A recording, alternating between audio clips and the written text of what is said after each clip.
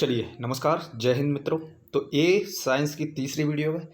आपको पढ़कर मज़ा आ जाएगा और आप हमेशा, चाहे वो एमपी पुलिस का एग्ज़ाम हो, चाहे एसएससी का एग्ज़ाम हो, चाहे रेलवे का एग्ज़ाम हो, ठीक है, किसी भी एग्ज़ाम में आप पेपर उठा के देखें, आपको कंप्लीट मिलेगा। क्योंकि ये लूसेंट का जो निचोड़ है वो चल रहा है। लूसेंट का एक एक शब्द हम, जो लूसेंट के साइंस में लिखा होगा, एक एक शब्द हम पढ़ेंगे, समझेंगे और उसे अपने मन में बसा लेंगे। ठीक है, साइंस के लिए आप निश्चित रहें, बेफिक्र रहें, आपको कंप्लीट साइंस आपको पढ़ाया जाएगा। चलिए, तो ये तीसरा वीडियो स्टार्ट करते हैं। इससे पहले दो वीडियो आपने नहीं देखे तो सबसे पहले देख लें। अगर मेरे बारे में जानना चाहते हैं तो सबसे पहले जान लें कि 29 एग्जाम क्वालिफाई किया हुआ टीचर आपको निःशुल्क पढ़ा रहा है साइंस। ठीक है, तो जुड़ जाए मेरे साथ। जो भी पेपर निकालना चाहते हैं, जो पेपर नहीं निकालना चाहते हैं, वो मज़े से कहीं और जा सकते हैं, वीडियो को स्किप कर सकते हैं, वीडियो को डिसलाइक कर सकते हैं। लेकिन जो पेपर निकालना चाहता है, रियली में कुछ करना चाहता है अपने माँ बाप के लिए, अपने परिवार के लिए, वो मुझसे जुड़ सकता है। निःशुल्क तैयारी करा रहा हूँ एमपी पुलिस में। अगर कुछ भी बाहर आ जाए साइंस से तब आप कह सकते हैं। चलिए, तो वीडियो को स्टार्ट करते हैं। अदिश राशि, इससे पहले हमने मापक देख लिए थे, यानी मात्रक देख लिए थे, और कार्य शक्ति हमने देख लिया था। अब अदिश राशि या सदिश राशि के बारे में जानते हैं। क्या होता है अदिश राशि, क्या नहीं होता, कैसे क्वेश्चन पूछे जाते हैं। देखिए भाई, वैसी भौतिक राशि जिनमें केवल परिणाम की जरूरत पड़ती है। किसकी जरूरत पड़ेगी? केवल परिमाप से काम हो जाएगा, केवल परिणाम से काम हो जाएगा, वो अदिश राशि कहलाएगी। किससे काम हो जाएगा, मुझे बताओ, आप मेरे साथ बोलो, किससे काम हो जाएगा? केवल परिणाम से काम हो जाएगा, वो अदिश राशि कहलाती है। इसमें दिशा की आवश्यकता नहीं होती है। दिशा की आवश्यकता, देखो, दो चीज़ों की जरूरत पड़ती है राशि को मापने के लिए, एक परिणाम और एक दिशा। परिणाम और दिशा, तो केवल परिणाम से काम हो जाएगा, दिशा की जरूरत नहीं होती है, तो वो अदिश राशि कहलाती है। जैसे उदाहरण भी पूछता है कई, एक तो ये पूछता है कि अदिश राशि के लिए क्या क्या आवश्यकता पड़ती है, तो आप कहेंगे केवल परिणाम। ठीक है, दिशा की जरूरत नहीं है।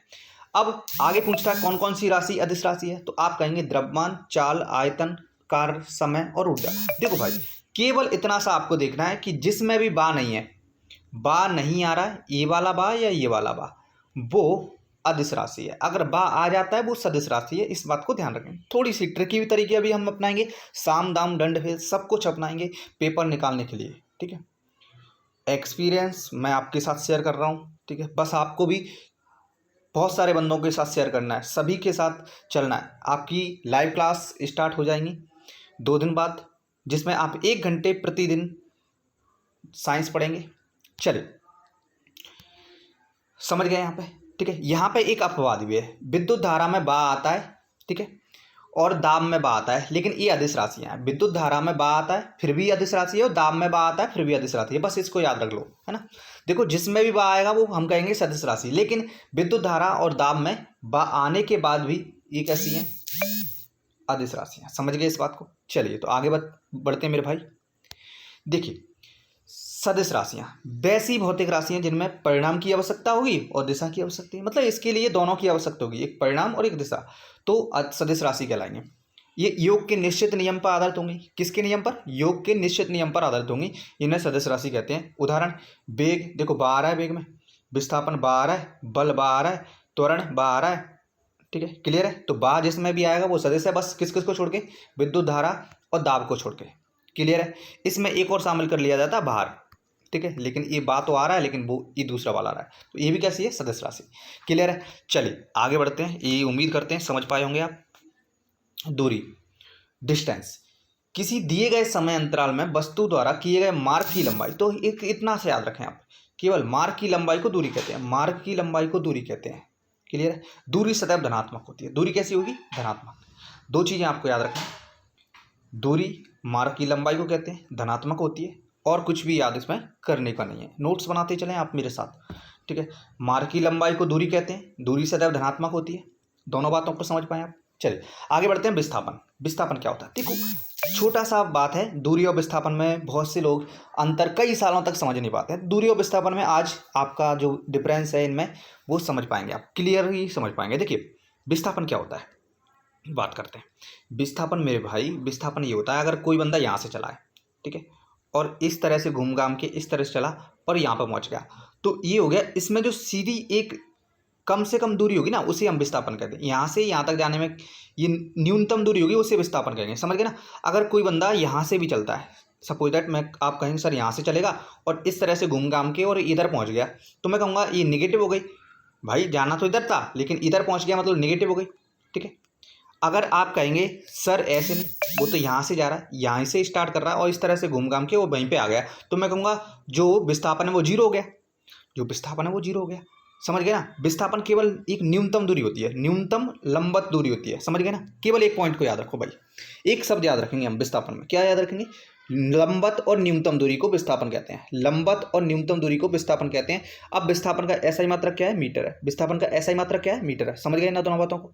चलिए ये आगे की बात भी आप समझ गए हैं पहले से ही। देखो विस्थापन क्या हो सकता है, धनात्मक, मैंने बताया था धनात्मक हो सकता है। यहाँ से अगर यहाँ गया तो धनात्मक है, ये देखो इस तरह से गया है भाई, ठीक है, धनात्मक है। अगर ऋणात्मक है उसका, यहाँ से अगर इस तरह से घूम घाम के इस तरह जा रहा था और इस तरह से घूम घाम यहाँ गया तो ये ऋणात्मक हो गया।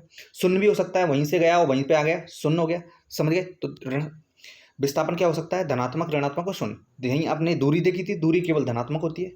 दोनों बातों को समझ पाए आप, आगे बढ़ते हैं। क्लियर है, कुछ भी समझ नहीं आए कमेंट्स करें आप, है ना। चाल, चाल क्या होती है समझते हैं भाई दोनों बातों को। चाल और वेग में अंतर भी देखते हैं, ठीक है। चाल क्या होगी, प्रति सेकंड तय की गई दूरी।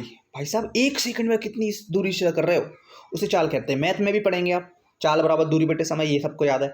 इसका ऐसा ही मात्रक क्या है, मैथ में भी काम आएगा, मीटर प्रति सेकंड या फिर किलोमीटर प्रति आवर। लेकिन मीटर प्रति सेकंड क्या है, ऐसा ही मात्रक, ऐसा ही मात्रक पूछता है फिजिक्स में, तो हम याद रखेंगे मीटर प्रति सेकंड। यानी 1 मीटर कितने सेकंड में चला, यानी 1 सेकंड में कितने मीटर चला, ये भी बोल सकते हैं। समझ गए इस बात को। प्रति सेकंड तय की गई दूरी, प्रति सेकंड तय की गई दूरी को चाल कहते हैं। इस बात को ध्यान रखें, स्पीड कहते हैं। समझ गए, मैथ में भी मिलेगा, साइंस में भी मिलेगा आपको। आगे बढ़ते हैं, इस बात को क्लियर हो गया होगा आपके पास। चलिए आगे देखते हैं। वेग, वेग क्या होता है, वेलोसिटी क्या होती है इंग्लिश में कहें तो विस्थापन की दर को, ठीक है, प्रति सेकंड जो विस्थापन होता है, यानी 1 सेकंड में कितना विस्थापन हो रहा है उसी को वेग कहते हैं। 1 सेकंड में कितना विस्थापन हो रहा है उसी को वेग कहते हैं। इसका भी ऐसा ही मात्रक मीटर प्रति सेकंड है, ठीक है। वेग और चाल में डिफरेंस देखिए भाई, वेग और चाल में, यहाँ पे 1 सेकंड में कितना प्रति विस्थापन हो रहा है, ठीक है। 1 सेकंड में अगर मैंने देखा यहाँ से 5 से 2 गया, ठीक है। अगर ये देखिए एक छोटा सा उदाहरण लीजिए, ये अगर यहाँ से स्पीड है, यहाँ से अगर 2 सेकंड में 3 मीटर गया, ठीक है, समझिएगा बात को, है ना। 2 सेकंड में 3 मीटर गया, या फिर मैं 1 सेकंड बताता हूँ, यहाँ से 1 सेकंड में 3 मीटर गया, फिर अगले 1 सेकंड में 5 मीटर गया, अगले 1 सेकंड में 6 मीटर गया और अगले 1 सेकंड में 2 मीटर गया, तो हम यहाँ पे कहेंगे यहाँ पे विस्थापन 3 है, यहाँ पे विस्थापन 5 है, यहाँ पे विस्थापन 6 है, यहाँ पे विस्थापन 2 है। समझ गए ना। विस्थापन यानी प्रति सेकंड वस्तु द्वारा तय की गई दूरी, प्रति सेकंड वस्तु द्वारा तय की गई दूरी को विस्थापन कहते हैं, सॉरी वेग कहते हैं। प्रति सेकंड वस्तु द्वारा तय की गई दूरी को वेग कहते हैं। समझ गए ना भाई। आगे देखिए, त्वरण। त्वरण क्या होता है, किसी वस्तु के वेग में परिवर्तन की दर को, वेग में जो परिवर्तन हो रहा है ना उसकी दर को त्वरण कहते हैं। इसका ऐसा ही मात्रक पूछ लिया जाता था, मीटर प्रति सेकंड स्क्वायर, मीटर प्रति सेकंड स्क्वायर। ये 2 शब्द हैं जो याद रखने हैं आपको। क्या याद रखना है, त्वरण, वेग में परिवर्तन की दर को। सबसे पहले तो वेग में जो परिवर्तन होगा ना उसे त्वरण कहेंगे। इसका ऐसा ही मात्रक क्या होगा, मीटर प्रति सेकंड। अगर त्वरण ऋणात्मक होता है, अगर त्वरण ऋणात्मक होता है, या मैं कहूँ वेग घटता है, वेग घटता है, तो इसे क्या कहते हैं, मंदन कहते हैं। कई बार पूछा गया मंदन किसे कहते हैं, तो हम कहेंगे वेग जो घटता है ना उसे हम मंदन कहते हैं। वेग जो घटेगा उसे हम मंदन कहेंगे। क्लियर है बात। आगे बढ़ते हैं, प्रक्षेप गति के बारे में जानते हैं। प्रक्षेप गति क्या होती है, ठीक है, क्या इसके लिए जानना जरूरी है, ठीक है। प्रक्षेप गति कुछ नहीं होती है, केवल इतना सा याद रखें, धनुष से जो बाण निकलता है वो है प्रक्षेप गति है। प्रक्षेप गति मतलब इस तरह की गति, इस तरह की गति, ठीक है, इस तरह की जो गति होगी जैसे धनुष से बाण निकलता है वो प्रक्षेप गति कहलाती है। यह वक्र, एक इस तरह से वक्र के रूप में चलती है। किस तरह से चलती है, वक्र के रूप में। वक्र मतलब टेढ़े से इस रूप में चलता है, तो इसे कहते हैं प्रक्षेप गति। क्लियर है। जैसे इसमें उदाहरण आपको जानना जरूरी है, जैसे धनुष से छूटा बाण, हवाई जहाज से गिराया गया बम, हवाई जहाज से जो बम गिराया जाएगा वो इस तरह से गिरेगा, ठीक है। तोप से छूटा हुआ गोला आदि क्या है, परवलयकार हैं, इन्हीं को प्रक्षेप गति कहते हैं। इन्हीं की गति को क्या कहेंगे, प्रक्षेप गति कहेंगे।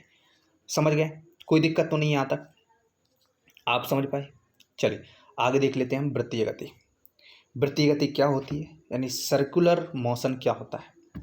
तो भाई साहब वृत्तीय गति आप यहाँ से केवल देख के अंदाजा लगा सकते हैं। जो वृत्ताकार मार्ग में होगी उस गति को वृत्ताकार या वृत्तीय गति कहेंगे। किसको? ऐसे वृत्त के आकार में जो गति करेगा उसे वृत्तीय गति कहेंगे, वृत्ताकार गति कहेंगे। क्लियर है? चलिए, इसमें भी कई प्रकार के होते हैं। एक समान वृत्तीय गति, मतलब अगर समान वेग से कर रहा है तो एक समान वृत्तीय गति।